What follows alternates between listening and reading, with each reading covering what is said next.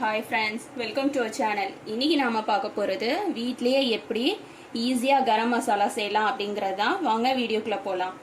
இப்போ பாத்தீங்கன்னா நான் எடுத்துக்கிறது ஏலக்காய் வந்து 10 கிராம் எடுத்திருக்கேன். இந்த ஏலக்காய் வந்து 2 எடுத்திருக்கேன். கிராம் கணக்குல சொல்லணும்னா 5 கிராம் அளவுக்கு இருக்கும். கிராம்ங்கிறதை விட நீங்க நம்பர் கணக்குலயே எடுத்துக்கோங்க. கருப்பு ஏலக்காய் 2. இது வந்து ஜாதி பத்திரி. இது வந்து 5 கிராம் எடுத்திருக்கேன். ரொம்ப போடக்கூடாது, வாசனை ஜாஸ்தி ஆயிடும். இது வந்து பிரியாணி இலை ஒரு 5 கிராம் எடுத்திருக்கேன். இது வந்து பட்டை வந்து 20 கிராம் எடுத்திருக்கேன். இது வந்து அன்னாசிப்பூ வந்து 20 கிராம். கிராம்பு எடுத்திருக்கேன், அதுவும் 20 கிராம். இது மூணும் ஒரே அளவுல இருக்கணும். பட்டை 20 கிராம், அன்னாசிப்பூ 20 கிராம், கிராம்பு 20 கிராம். இது மூணும் ஒரே அளவுல இருக்கணும். இது வந்து 10 கிராம், இது 2 கிராம். எதுக்காக இது வந்து இதை விட கம்மின்னு சொன்னாக்கா இது வாசனை ஜாஸ்தியா இருக்கும் கொஞ்சமா போட்டாலே. இது வந்து நாம எதுக்காக வந்து கூட இதே அளவுக்கு எடுக்கல அப்படின்னு சொன்னாக்கா இதெல்லாம் விட இது வந்து கொஞ்சமா போட்டாலும் வாசனை ஜாஸ்தியா இருக்கும் ஏலக்காய். அதாலதான் இதை வந்து கம்மியா எடுக்கணும். அதே மாதிரிதான் இதுவும் கொஞ்சமா போட்டாலே நல்ல வாசனை இருக்கும். அதுக்காக தான் இது 5 கிராம் எடுக்க சொல்லியிருக்கேன். இப்போ எல்லாத்தையும் ஒண்ணா லேசா நம்ம வெறும் கடாயில வறுத்துக்கலாம். சப்போஸ் உங்களுக்கு வெயில் இருக்கு நல்லா அப்படின்னாக்கா ஒரு பிளேட்ல போட்டு எல்லாத்தையுமே வந்து மொட்டை மாடியில கொஞ்ச நேரம் ஒரு அரை மணி நேரம் வச்சு எடுத்தீங்கன்னா வெயில்ல எல்லாமே நல்லா காஞ்சிரும். காஞ்சதுக்கு அப்புறம் நீங்க மிக்சியில போட்டு அரைச்சிக்கலாம். இப்போ நான் வந்து கடாயில போட்டு தான் வறுக்க போறேன். வந்து வாங்க பார்க்கலாம். இப்போ ஃபர்ஸ்ட் கடாயில பட்டை போட்டுக்கிறேன். பட்டையை போட்டு லேசா வறுத்தா போதும். அடுப்பு வந்து ரொம்ப ஸ்லோல தான் இருக்கணும், ஃபுல் ஹைலாம் வைக்க கூடாது. நான் வறுத்துட்டு உங்களுக்கு காட்டுறேன். ரொம்ப நேரம் போட்டு வறுக்கணும்னு அவசியம் இல்லை. சும்மா ஒரு 2 ஓட்டு இது பண்ணாலே வறுத்து விட்டாலே போதும். அதிகபட்சம் பார்த்தீங்கன்னா ஒரு 3 மினிட்ஸ்லேருந்து 4 மினிட்ஸ் தான். ரொம்பலாம் வறுக்கணும்னு அவசியம் இல்லை.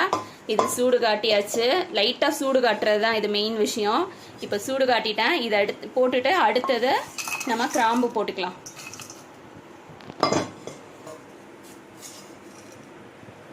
இப்போ கிராம்பு போட்டுக்கிறேன். கிராம்பை லேசா வறுத்துக்கிறேன். இப்போ பட்டையை வறுத்த மாதிரி தான் கிராம்புக்கும். இது வந்து ஒரு 2லேருந்து 3 நிமிஷம் போதும், அதுக்கு மேலே விடக்கூடாது. நெக்ஸ்ட்டு அன்னாசிப்பூ போட்டுட்டு அதையும் இதுக்கு 3 நிமிஷம் போதும், அதுக்கு மேலே வேண்டாம். பொதுவாக பார்த்தீங்கன்னா கடையில் வாங்குற கரம் மசாலால நிறைய ஏதோ ஆட் பண்ணுவாங்க. அஜினமோட்டோ, அப்புறம் ஜீரகம், சோம்பு, அதெல்லாம் எதுவுமே கிடையாது. பாய் வீட்டு கரம் மசாலா தூள் பார்த்தீங்கன்னா ரொம்ப டேஸ்டாக ஸ்மெல் இருக்கும். பாய் வீட்டு கரம் மசாலா தூள் பார்த்தீங்கன்னா நல்ல வாசனையாக இருக்கும். கொஞ்சோண்டு போட்டாலும் எந்த ஒரு குழம்புமே நல்ல வாசனையாக இருக்கும். அதுக்கு காரணம் என்னென்னா இந்த மாதிரி ரேஷியோவில் போட்டிங்கன்னா உங்களோடதும் இதே அளவுக்கு வாசனையாக இருக்கும் உங்கள் வீட்டு குழம்பும். இப்போது இது வறுத்தாச்சு. இப்போ அடுத்தது ஏலக்காய் போட்டுக்கலாம். நான் ஏலக்காய் வந்து 2யுமே ஒன்றா தான் போட போகிறேன். இதுவும் ஒரு 2 நிமிஷம் போதும், அதுக்கு மேலே வேண்டாம்.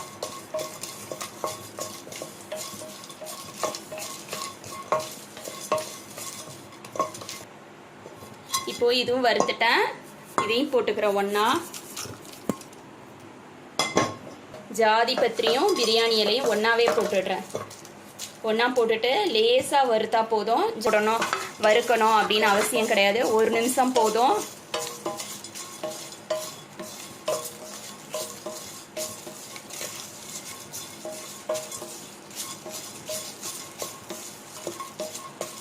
கடையில் வாங்குறது பார்த்தீங்கன்னா அஜினோமேட்டோ ஆட் பண்ணுவாங்க, ஜீரக சோம்பு இதெல்லாம் ஆட் பண்ணுவாங்க. அதெல்லாம் எதுவுமே தேவையில்லை.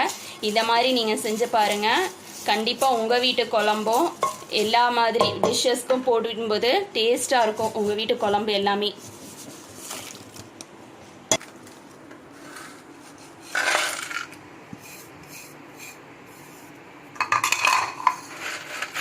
இது எல்லாமே கொஞ்சம் ஆற வச்சுட்டு மிக்சியில் போட்டு பவுடர் பண்ணிவிட்டு உங்களுக்கு காட்டுறேன் எப்படி இருக்குது அப்படின்னு சொல்லிட்டு. பவுடர் பண்ணியாச்சு, எப்படி இருக்குங்கிறது காட்டுறேன் பாருங்கள். இப்படி தான் இருக்கும். இன்னும் கொஞ்சம் பவுடர் பண்ணிக்கிறேன். இப்போ பவுடர் பண்ணியாச்சு. இந்த மாதிரி தான் இருக்கும். இந்த மாதிரி கரம் மசாலா நீங்கள் அரை கிலோ கறியா பண்ணுறாந்தாலோ இல்லை சிக்கன் பண்ணுறாந்தாலோ அதுக்கு ஒரு 1/4 ஸ்பூன் போட்டாலே போதும். குழம்பு செம்ம டேஸ்டாகவும் இருக்கும், வாசனையாகவும் இருக்கும். நீங்களும் இதே மாதிரி உங்கள் வீட்டில் செஞ்சு பாருங்கள். டேஸ்டாக இருக்கும் எல்லா வித குழம்பும். இந்த மாதிரி ரொம்ப பவுடராக இருக்கக்கூடாது, நரண்டு தான் இருக்கணும் கொஞ்சம். இதே மாதிரி நீங்களும் உங்கள் வீட்டில் செஞ்சு பாருங்கள். தேங்க்ஸ் ஃபார் வாட்சிங்.